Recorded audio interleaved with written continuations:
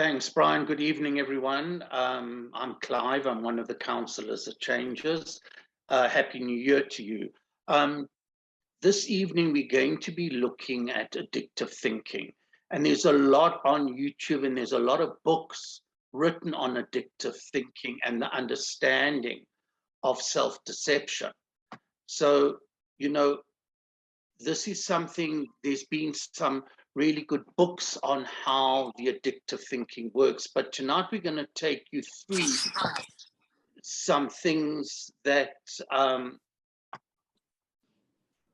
we want to show. The next thing we want to do is put on a video. We're having problems before with sound. So I don't know if we've got a link, Brian, or are we going to... Yeah, so we're going to try and watch these videos, but I think what we're really going to try and do is to try to see the picture and imagine the pain in voice. And this is the video. All we ask is that you imagine the emotions or the voices or the sounds that this little bird is going to go through. Yeah.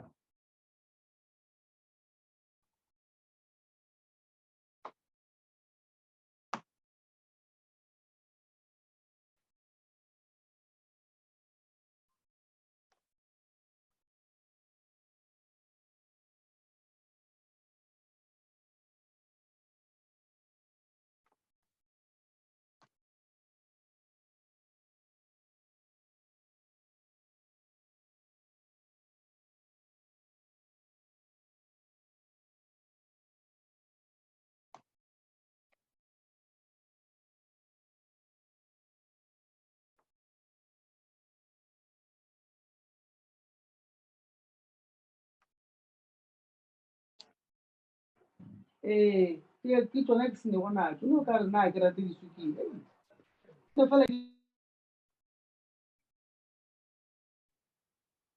We know there's no sound. We're having a difficulty with that, but we have sent you the link that you can go to listen to it if you want to.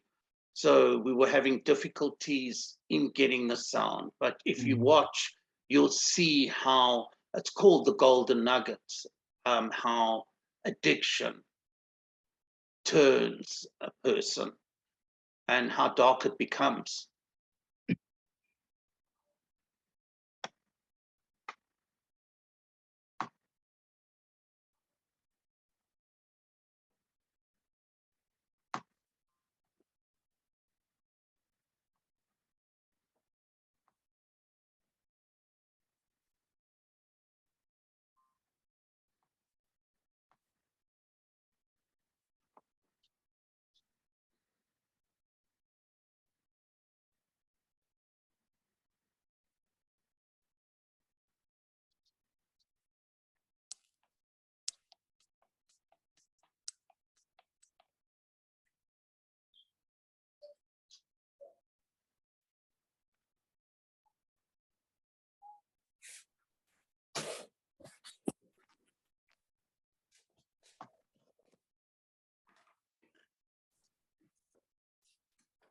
So the high is not lasting as long as it used to.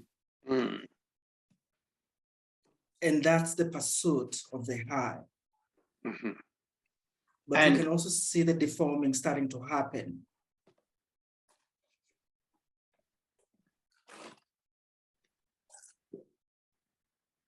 And we're also seeing that the consequences are getting it's deeper. Losing shape. Yeah.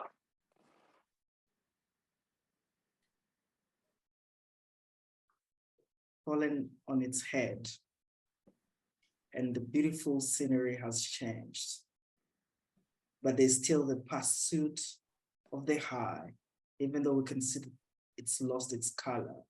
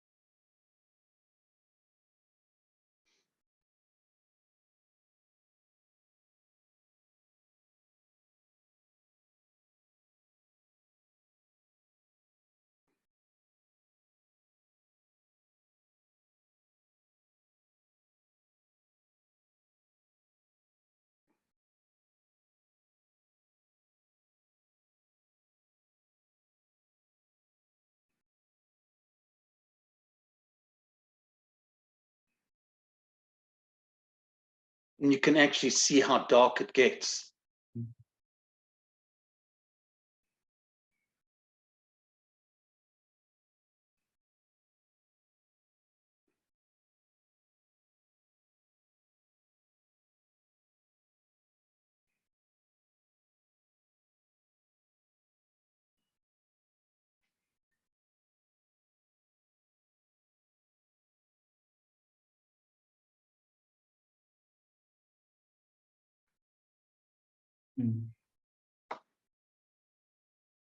Once again, sorry about the sound there, but I think, Brian, it's a very powerful cartoon depicting addiction. And yeah, it's something that we're going to look at tonight, you know, is how the addictive thinking creates even more drama within a loved one. So what we're going to be really looking at tonight is the distortion of thoughts, the pleasure and pain, the obsession, patterns of addictive thinking, denial, the self-obsession, and the irrational decision-making. So if we go on to the next slide, Brian, is the distortion of thoughts. You know, abnormal thinking in addiction was first recognized by Alcoholics Anonymous, where the highly descriptive term stinking thinking was coined.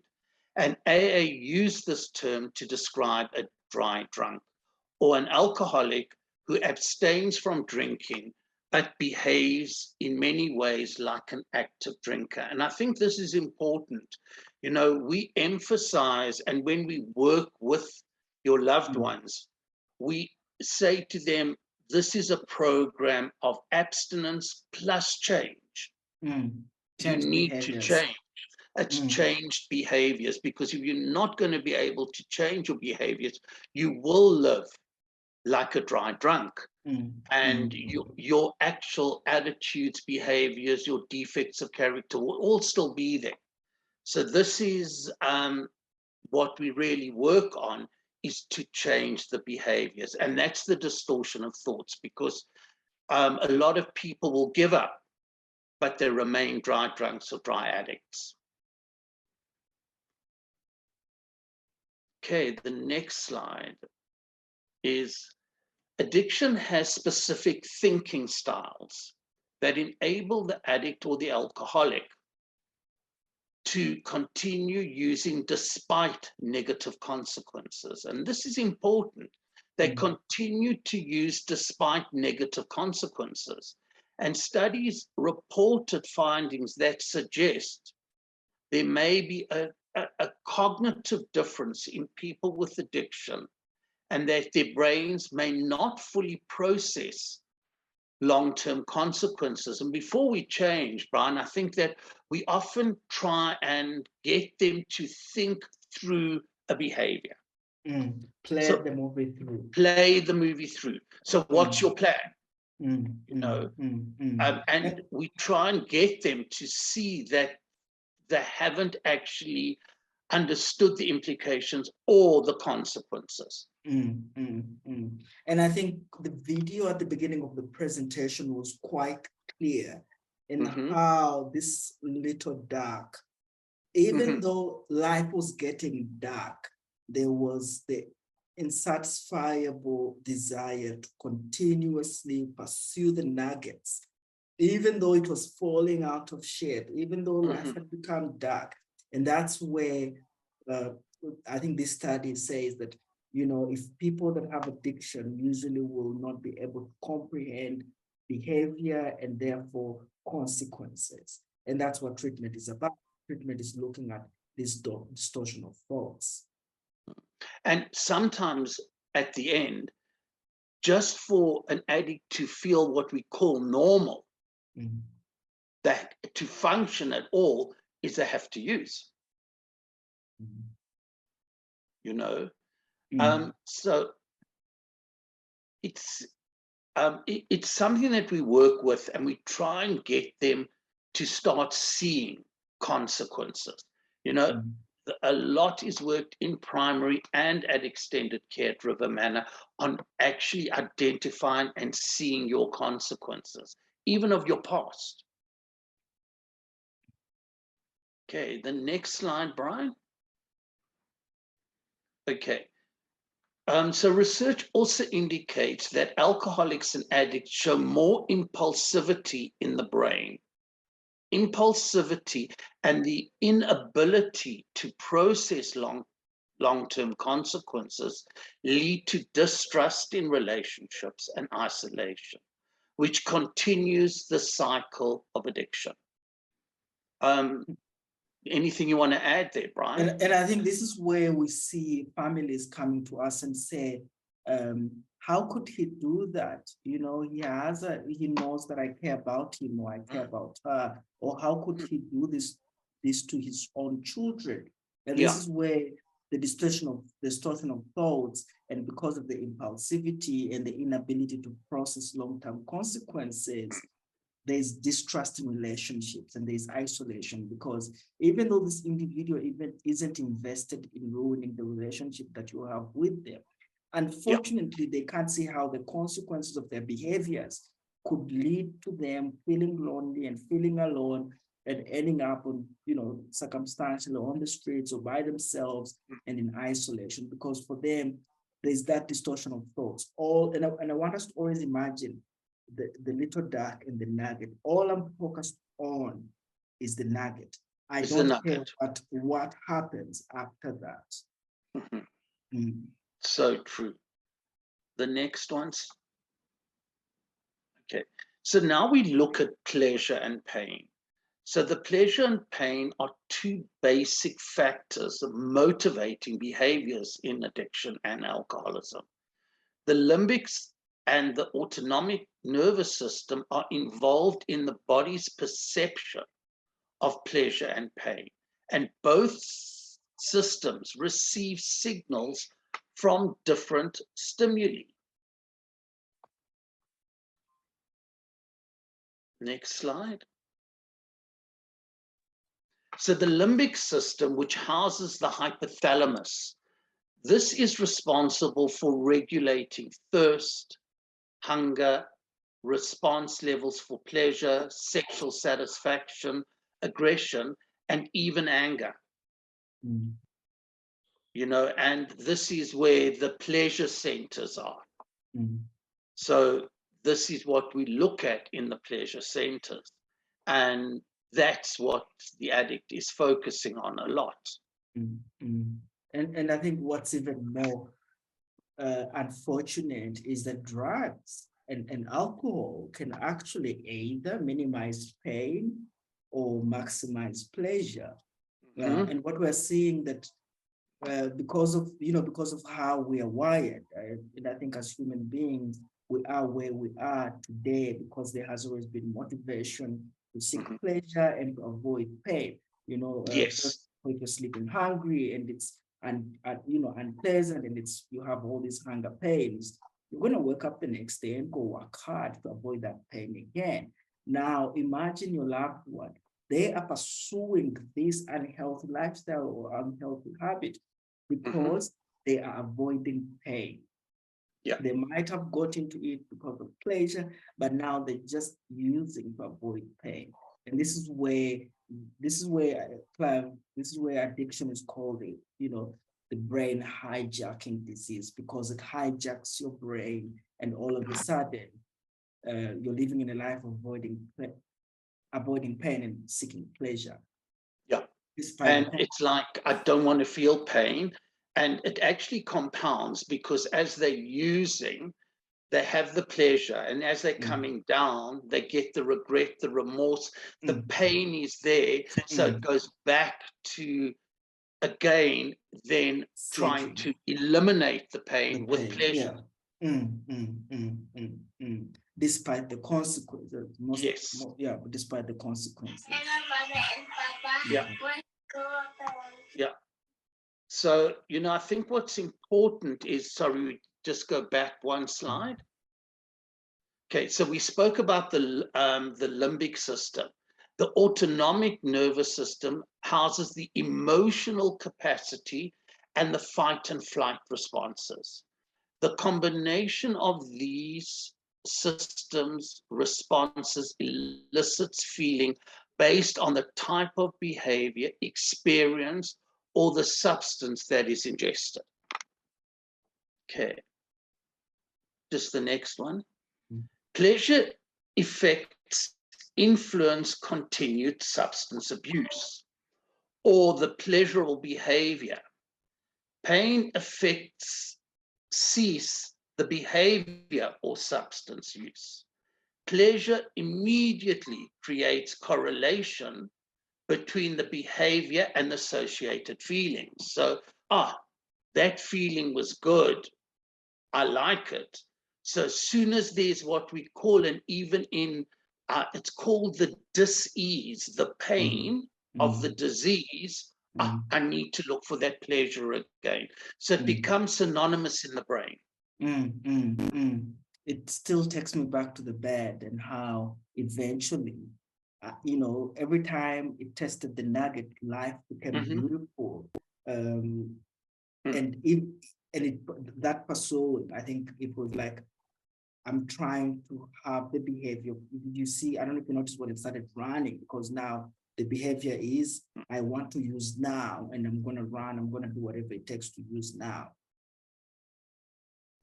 And that was what we spoke about previously in another slide, the impulsivity. It's like I want it and I want it now. And you'll often find that as the addiction progresses, the addict uses alone. They don't use with other people because they understand that they're in the grips of it, but they won't acknowledge it. The next slide, Brian.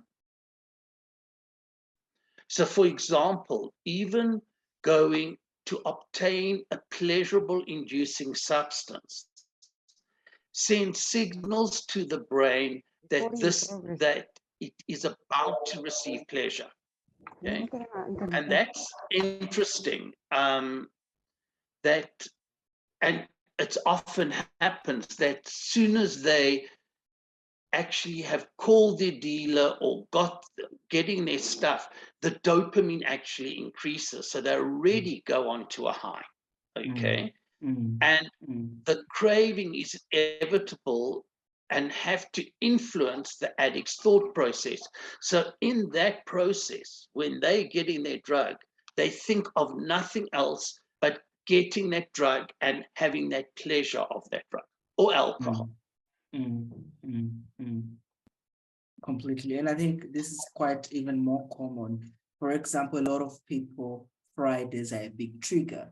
And Fridays are a big trigger because even though they haven't used, even though they don't have a plan to use, when Friday evening after they knock off from work, there's already a craving. That craving dictates that, okay, instead of going to a meeting, maybe you should go to your friends and have a drink, even though it wasn't in their intention. But this is where we see that because it's a pleasurable experience, it is shaping the behavior on a Friday evening. Yeah. And I think what's important here, Brian, as well, is the addict in the addictive thinking promises themselves only to go and have 1 or 2 drinks. Yet, as soon as they have that pleasure in the system, they can't stop. Then the biology kicks in, which makes it practically impossible for them to stop by their own self-will. Yes. Yeah. The next slide. So the obsession. So we're going to look at obsessive thoughts will increase and will be accompanied by uncomfortable feelings. So what we look at is when they're obsessing about it, they get into a lot of uncomfortable feelings, a lot of dis-ease, a lot of not being able to focus or concentrate. They feel that their bodies actually go into a pain situation. Okay. Yeah. The next slide. The obsessive thoughts can be extremely distressing for addicts, especially if he or she is attempting to stop using drugs and alcohol. You know, it's like those obsessive thoughts come and the pain becomes so bad that like they will choose the drugs and alcohol and then feel that they're weak because they can't stop using. I don't know if you want to add anything there, Brian. Yeah, I think this is where the next slide, I think, falls in to explain the compulsion, you know. This small idea becomes the biggest idea in their whole life. In that moment, when an addict is craving or is thinking about using, that's where powerlessness comes in, because that idea becomes the biggest thing driving their life in that moment. And it's not like they don't care about themselves and they want to ruin their lives and they want to ruin relationships, but that's what addicts do. They become very, very obsessed about something, and that something stews, becomes bigger and bigger. And the only way they can relieve those feelings we're talking about is by using again.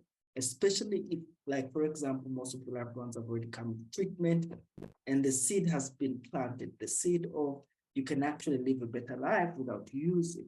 But we know that that's not an easy process. So there's always the idea of, can I live sober? Maybe I should try it one more time. Now, when the thought to use again comes into their mind, it's not just a thought, it's an obsession.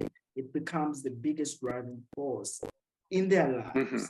And once that comes in, that's why recovery really helps, because we help your loved ones learn how to ask for help. The obsession of the mind, once you talk about it, like, I'm craving, I want to use, I want to give up on myself, that's where the group comes in, or that's where the peers comes in, or the counselors, or this, you know, anyone that is in a helping role comes in and says, no, you know, this too shall pass. Just for today, this too shall pass. And that's how they navigate our early days in recovery. And I think that is where we start to get them to try to see consequences in that obsession. Yeah. So from that obsession, it leads to the compulsion to use again. And that is why addiction is called the obsession of the mind and the compulsion of the body. I think it's important that that mind obsesses, becomes painful, and the compulsion of the body to have the pleasure to stop the pain is what creates that downward spiral. The agony. Yeah. Okay.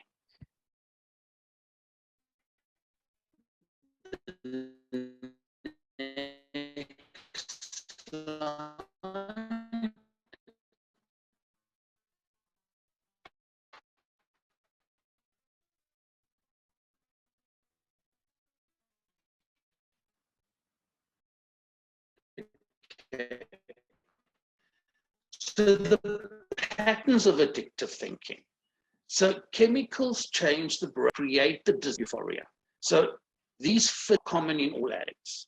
You know, promise I'm going to go and have one, I'm only going to the bar now, I'll be back by 9 o'clock. You know, all those thought behaviors are very thing. And some patterns of the addictive behaviors, which we're going to show you that what they are. Okay, the next slide.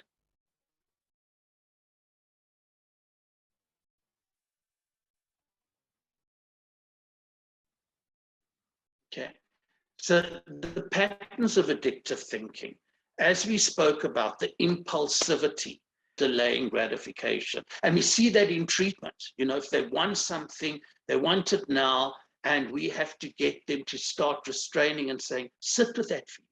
You're not going to die. You'll be able to overcome it. Just sit with it. And it's a tough process, but we are trying to show them that that feeling isn't going to kill them. That pain will pass. Sometimes when I'm talking to families, they will ask me, Brian, our son or our daughter, what did you guys do to him? He's much better. And usually the answer is very simple. We started to say no.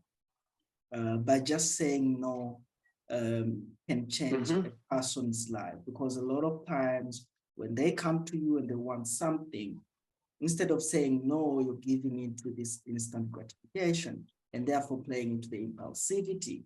And sometimes that's the pattern that we need to work on in treatment, is learn to say no. You know, you won't get what you want all the time that you want it, and that's going to change how you behave going forward, because then you will learn to sit with negative experiences when you receive a no, and you learn to accept no gracefully.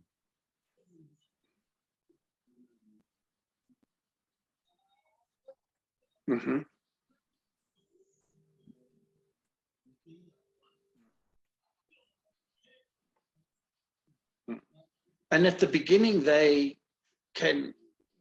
fight us with that no, and it's like, then with the bargaining or manipulation or justification, we say, what don't you understand about no? No is a sentence. And it helps to get them to sit with emotions and feelings. Next slide. So they prioritize self-seeking pleasure. Feelings, unique and non-conformity are also there. The next one, Brian.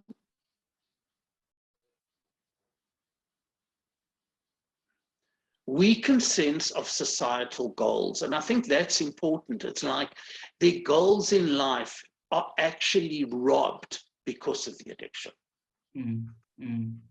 I think that's something we see. We also see that because of the pain and that there are higher stress levels, you know, and we see justifications, rationalization, minimizing, dishonesty, and all patterns of addictive thinking. And I think that even in this, you know, we start to see how your loved one will try and convince and sell it first to themselves, and then try and sell it to you why it's so important.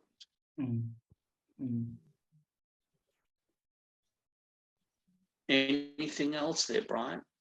I think the justifying and the rationalizing, that we see that a lot, and it's very important. As family, you know, your loved one has come home, is meant to go to meetings. The only way he's going to convince you, or she's going to convince you, that she doesn't want to do a meeting today is by rationalizing.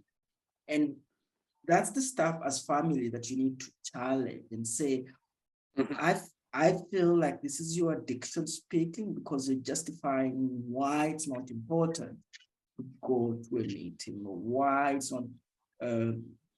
not important to call your sponsor. And I think that's some of the indicators the families can take up: the justification, the rationalizing, the minimizing, the dishonest. And they're saying that these are all patterns of addictive thinking. Yeah, and they are all patterns of addictive thinking. The next slide. Okay, so also often fear of exposure, because addicts can hold loved ones hostage because they're scared that their secret is going to get out. So it's like they are very fear of being exposed. They have a victimized mentality, a lot of blaming everyone else for their negative feelings. And it's so interesting.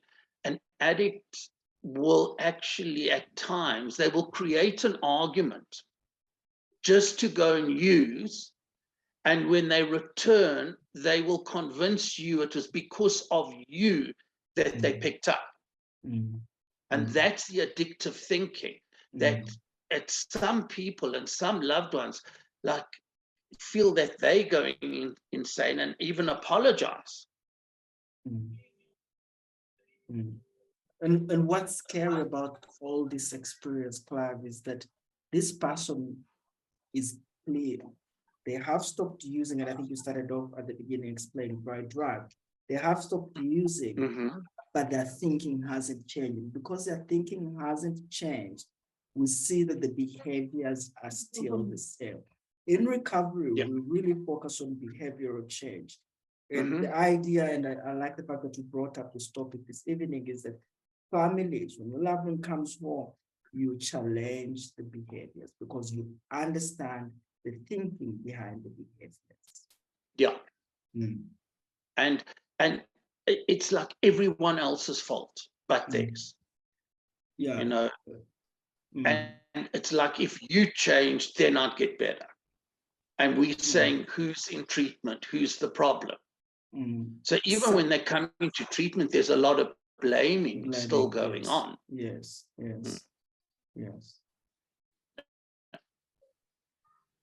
Next slide. So, and this is where we see manipulation, dishonesty, and the addictive behaviors just coming through. It's like it becomes relentless at times.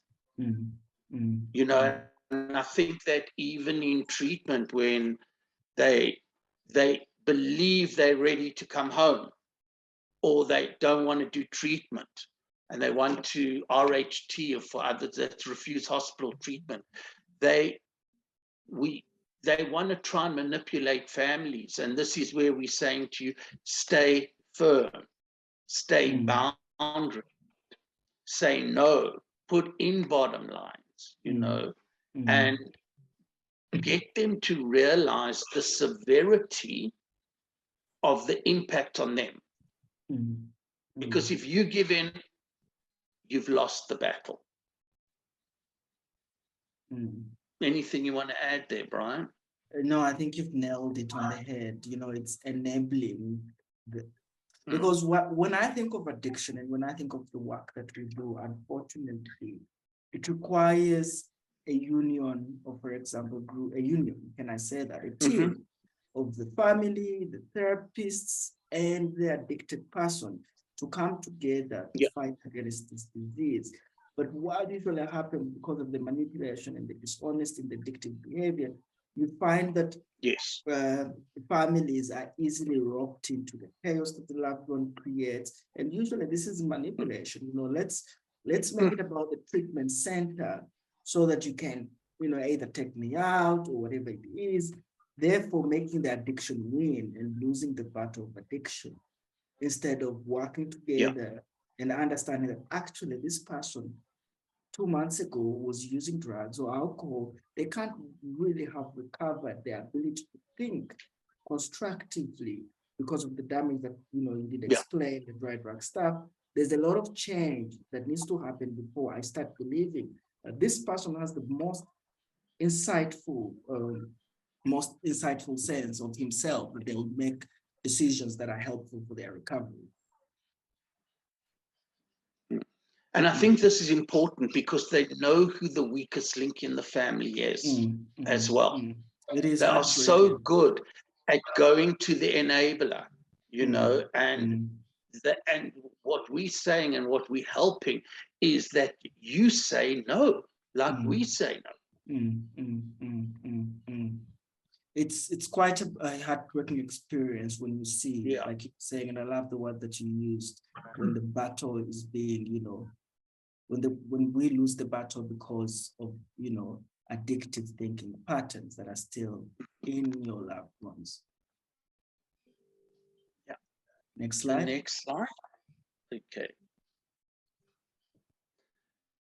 So what we look at with this, the denial, these patterns of addictive thinking are sustained by 3 underlying mechanisms, okay? Denial, unknowing disbelief about one's reality, okay? And delusional thinking.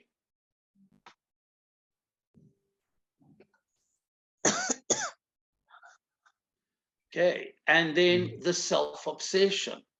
They are completely, solely preoccupied with one's thoughts and feelings, that it's pleasure-centered and self-centered. I think, and that's important, you know, that it's all about what they want at all costs. Yeah.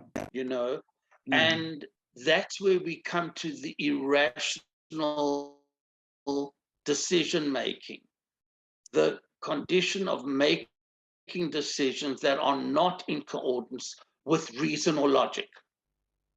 Anything you want to add there, Brian? No, I think that you've nailed it on the head, Clive. Okay, thank you. The next slide.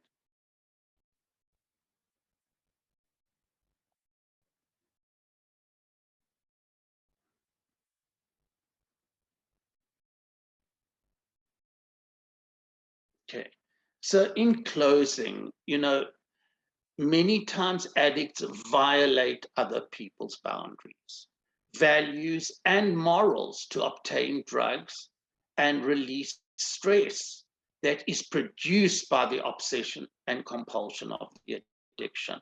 And this is something that's like what they do in addiction.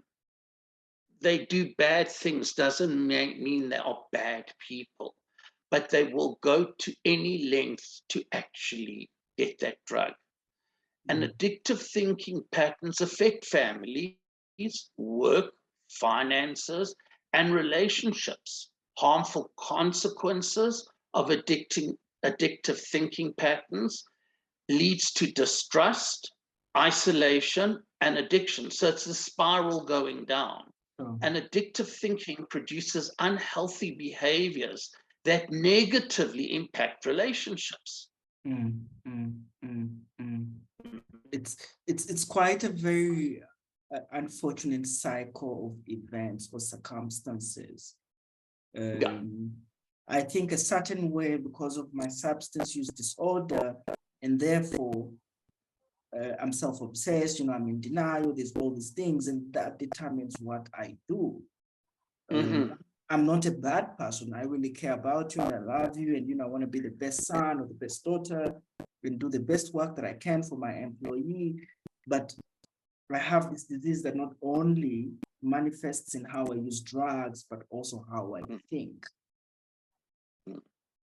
And I think this is so important because at times they will promise the loved ones that they won't use again. And in their promise, they genuinely mean it. But the compulsion outweighs everything, and then they use again. Next slide.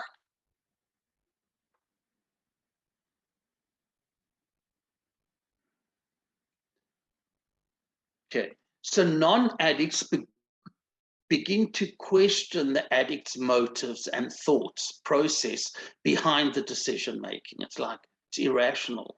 Sometimes the loved one thinks they're going crazy. Distrust of the addict develops based on the behavioral history. The main focus for the addict is the substance use, and he and she will often choose drugs and alcohol over family and all else. And I think that's quite powerful, Brian, is that as much as they say they love their family, which they do, the drugs or the alcohol become the priority. In Alcoholics Anonymous, we call this a selfish pursuit of the ism, I, self, and me. Yeah, it's that all about I, self-centered, self-seeking, entitlement. Okay, so this unhealthy pattern breeds isolation, and as family and friends begin to recognize these patterns, they will distance themselves, avoid being hurt because it's happening too often. Next slide.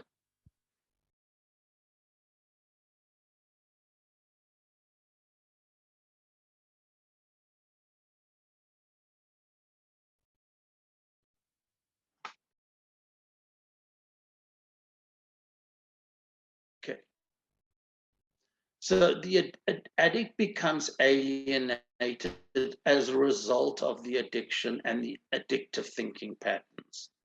Addicts' addictive thought processes continue to increase. Arguments with others push family and friends away because they challenge the addict's substance abuse and addiction. And they don't like to be challenged about this because of the desire to seek and use drugs to escape, which reinforces the isolation patterns. So they're getting that discomfort and that dis-ease in the autonomic nervous system. So they want to use again because there's pain.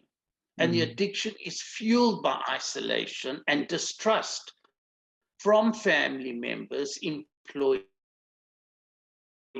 employers, and friends. And they are then still quite shocked that families are distant and loved ones are distant. It's like, how can they be? I've got clean. But there's a lot of post-traumatic stress that happens with families, loved ones, employers, and friends.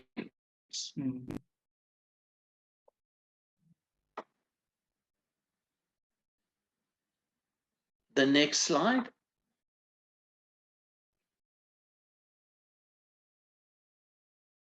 Okay. Addiction uses denial to help the addict feel just. The more the addict, the addiction grows. When addictive thinking is present, the harmful consequences of using outweigh the euphoric effects they produce.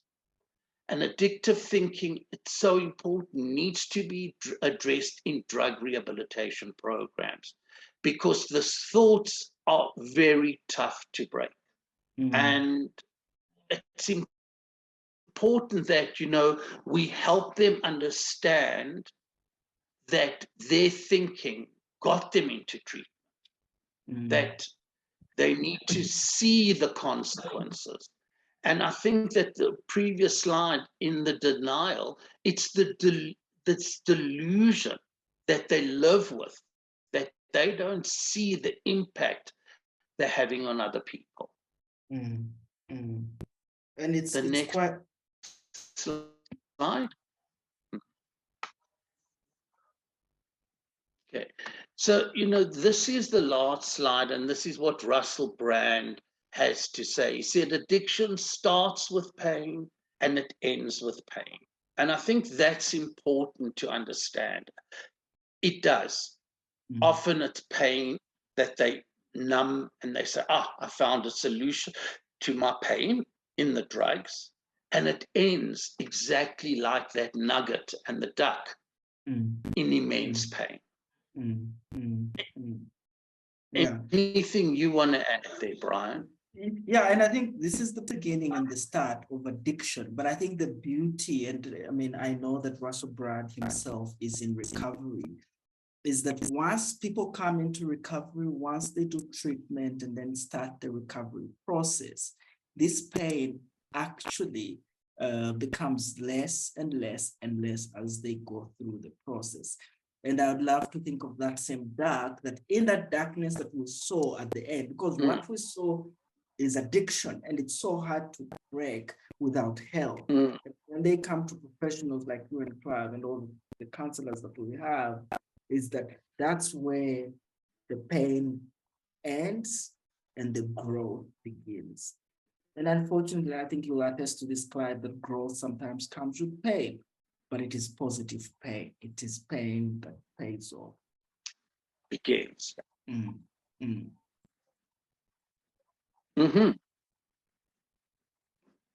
it does, you know, often exactly as that duck depicted that darkness, they arrive in treatment with that darkness. And as we work with them, we start to see them lighten. We teach them about a Just for Today program, living in the now, in the beginning, just take one day at a time. And then we start to see the light coming through in it.